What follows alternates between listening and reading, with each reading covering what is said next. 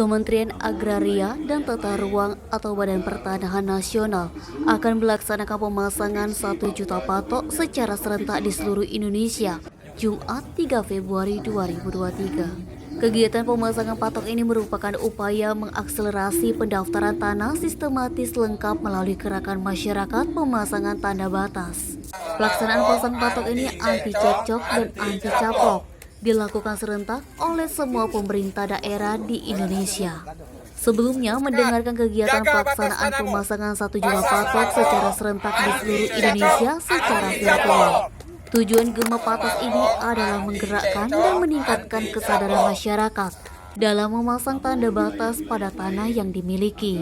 Juga bertujuan menekan konflik dan sengketa, terlebih yang kerap terjadi di daerah sengketa lahan.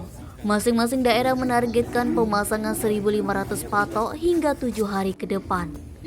Tim Sumek.co melaporkan.